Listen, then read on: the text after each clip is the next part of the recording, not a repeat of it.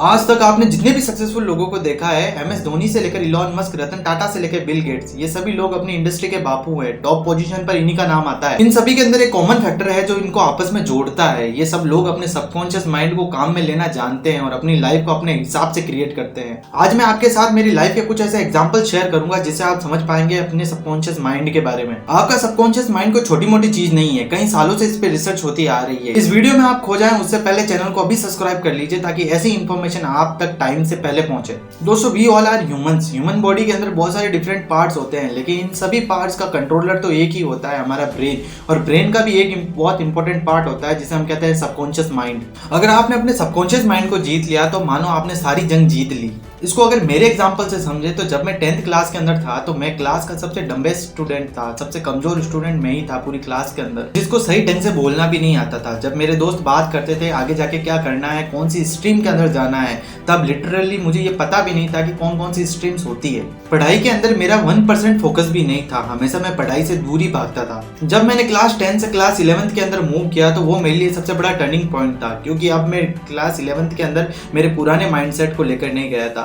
मैंने अपने माइंडसेट को पूरी तरह से चेंज कर लिया था। एक पॉजिटिव माइंडसेट के साथ में मैंने क्लास 11th के अंदर कदम रखा था। जब मैं क्लास 10 से निकला और 11th क्लास के अंदर गया तब मैं एक फ्रंट बेंचर बन चुका था, एक बैक बेंचर, एक फ्रंट बेंचर बन चुका था। जिसको बोलना भी नहीं आता था वो कॉन्फिडेंटली पूरी क्लास के सामने आराम से बोल लेता था। आपको भी ये बिलीव नहीं हो रहा होगा कि ये हुआ कैसे, लेकिन मुझे उस समय पूरा बिलीव था। मैं नहीं जानता था सबकॉन्शियस माइंड क्या होता है, कॉन्शियस माइंड क्या होता है। जब मैंने इसे समझा तब मुझे ये रियलाइज हुआ कि इस जर्नी के अंदर इतना बड़ा चेंज मेरे अंदर इसीलिए आ पाया क्योंकि कहीं ना कहीं मैंने अपने सबकॉन्शियस माइंड को रीप्रोग्राम किया था। दोस्तों, हमारे ब्रेन के अंदर एक पार्ट होता है कॉन्शियस माइंड। कॉन्शियस माइंड हमारी सारी कॉन्शियस एक्टिविटी को कंट्रोल करता है। जैसे कि मैं ये वीडियो बना रहा हूँ, आप ये वीडियो देख रहे हैं, ये कॉन्शियस एक्टिविटी है। अभी प्रेजेंट के अंदर ये एक्टिविटी चल रही है तो ये आपके कॉन्शियस माइंड के द्वारा कंट्रोल की जा रही है। दूसरा पार्ट होता है हमारा सबकॉन्शियस माइंड। इस माइंड का काम होता है कि ये सारी इंफॉर्मेशन को स्टोर करता है। बचपन से लेकर जब आप बड़े होते हैं उसके बीच में जितनी भी इंफॉर्मेशन होती हैं उनमें से रिलेवेंट इंफॉर्मेशन को ये अपने पास में स्टोर करता है। सबकॉन्शियस माइंड ही हमारे थॉट्स और बिलीव को क्रिएट करता है। मैं बचपन से जब तक बड़ा हुआ तब तक मेरे ब्रेन के अंदर बहुत सारे सबकॉन्शियसली ऐसे थॉट्स डाले गए थे जो मेरे आसपास से जिनसे मैं इन्फ्लुएंस हुआ और वो थॉट्स मेरे अंदर आए। जैसे कि पढ़ाई करना सबसे मुश्किल काम होता है, सपने, बड़े सपने कभी देखने नहीं चाहिए। ये सारी चीज़ें मेरे सबकॉन्शियस के अंदर कहीं ना कहीं जाकर फिट हुई, जिनके कारण मेरे ऐसे बिलीव्स बन गए, जिनके कारण मैं ऐसे ही एक्शन लेता था। क्लास 10 तक मैं अपने इसी फिक्स माइंडसेट के साथ में जीता आ रहा था। जब मेरे को क्लास 11th के बीच का वेकेशन मिला उस समय मैंने अपने आप को जब थोड़ा एक्सप्लोर किया, जब मेरा इंटरेस्ट सेल्फ हेल्प कंटेंट के साइड में बढ़ने लगा, मैं ऐसी चीज़ें देखने लगा जो चीज़ें मेरे लिए काम की हैं, तब मैंने अपने इन्फॉर्मेशन को पूरी तरह से चेंज कर लिया। जो सबकॉन्शियस माइंड के अंदर वो सारी इन्फॉर्मेशन भरी पड़ी थी उनकी जगह मैंने उनको रीप्रोग्राम करके वो सारी इन्फॉर्मेशन डाल दी जो इन्फॉर्मेशन मेरे लिए काम की थी, रिलेवेंट थी। ये एक छोटी सी प्रोसेस नहीं थी, सिर्फ एक छोटा सा इंटरेस्ट मेरे अंदर था सेल्फ हेल्प को पढ़ने का, खुद को जानने का। देखते ही देखते पता ही नहीं चला और मैं कब अपने पुराने माइंडसेट को पूरी तरह से बदल चुका था। जो मेरे पुराने माइंडसेट में था, एक्शन लेने से डरना, बोलने से डरना, कुछ नया नहीं करना, ये सारी चीजों को मैंने अपनी लाइफ से उखाड़ के फेंका।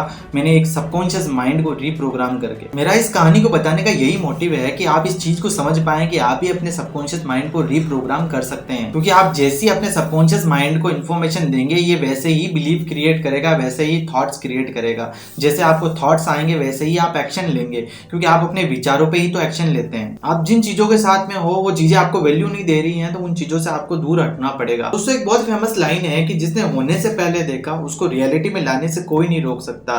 एक रिसर्च हुई जिसके अंदर 2 पेशेंट थे। एक पेशेंट को ओरिजिनल मेडिसिन दी गई, दूसरे पेशेंट को एक शुगर मेडिसिन दी गई, एक शुगर का कैप्सूल दिया गया। उनमें से जिसको ओरिजिनल मेडिसिन दी गई उसको कुछ नहीं कहा गया और जिसको शुगर वाला कैप्सूल दिया गया उसको कहा गया कि इस टेबलेट को लेने के बाद आप बहुत जल्दी रिकवर हो जाएंगे। जब रिजल्ट सामने आया तो रिजल्ट बहुत ज्यादा शॉकिंग था, क्योंकि जिस आदमी को ओरिजिनल कैप्सूल दिया गया था वो आदमी उस आदमी की बजाय जिसको शुगर का कैप्सूल दिया गया था वो जल्दी रिकवर हो गया। ये इसीलिए हो पाया क्योंकि यहाँ पर प्लेसिबो इफेक्ट काम करता है। जब जिस आदमी को शुगर कैप्सूल दिया गया था उसको ये कहा गया था कि इसको लेने के बाद आप बहुत जल्दी रिकवर हो जाएंगे, तो वो आदमी यही विजुअलाइज करता रहा कि इस कैप्सूल को लेने के बाद मैं बहुत जल्दी ठीक हो जाऊंगा, बहुत जल्दी रिकवर हो जाऊंगा। आप जैसा विजुअलाइज करते हैं आपकी बॉडी वैसे ही रिएक्ट करती है। आप 7 दिन लगातार अपने आप को वो विजुअलाइज करके देखिए जो आप बनना चाहते हैं। 8वें दिन तक आपकी बॉडी उस शेप में आ चुकी होगी, आपकी बॉडी उससे बिलीव बना चुकी होगी, क्योंकि ये पूरी प्रोसेस एक सबकॉन्शियस प्रोसेस होती है। जब आप अपने आप को इमेजिन करते हैं, जब आप अपने आप को विजुअलाइज करते हैं, अपने आप को देखते हैं कि मैं ऐसा बन चुका हूँ, तब आप कहीं ना कहीं अपने सबकॉन्शियस माइंड को वो कमांड देते हैं जो उसे रियलिटी में लाने में बहुत ज्यादा हेल्प करता है। अब अगर इस पूरे वीडियो के कंक्लूजन की बात करें तो आपका सबकॉन्शियस माइंड आपकी ब्रेन के अंदर जो इन्फॉर्मेशन है, जो सबकॉन्शियसली इन्फॉर्मेशन स्टोर है, उस इन्फॉर्मेशन के बेस पे आपके थॉट्स और आपके बिलीव्स को क्रिएट करता है। आपके जैसे थॉट्स और बिलीफ होंगे वैसे ही आप एक्शन लेंगे। इसलिए जब आप इनडायरेक्टली अपनी इन्फॉर्मेशन को चेंज करेंगे, जब आप अपने सबकॉन्शियस माइंड के अंदर जो आपने इन्फॉर्मेशन स्टोर्ड कर रखी है उसको जब आप चेंज करेंगे तब आपके थॉट्स एंड बिलीफ चेंज होंगे, और जब आपके थॉट्स एंड बिलीफ चेंज होंगे तब आपके एक्शन चेंज होंगे। आपके एक्शन चेंज हो गए तब आप अपनी लाइफ के अंदर वहां पहुंच सकते हैं जहां पर आप पहुंचना चाहते हैं। आई होप मैं ये सारी चीजें आपको बड़ी सिंपली समझा पाया हूँगा। अगर ये वीडियो आपको अच्छी लगी हो तो वीडियो को लाइक और चैनल को भी सब्सक्राइब कर दीजिए ताकि ऐसी वीडियोस, ऐसी इंफॉर्मेशन आप तक टाइम से पहले पहुंचती रहे। मैं मिलूंगा आपको ऐसी ही फर्दर वीडियो के अंदर, तब तक के लिए स्टे मोटिवेटेड।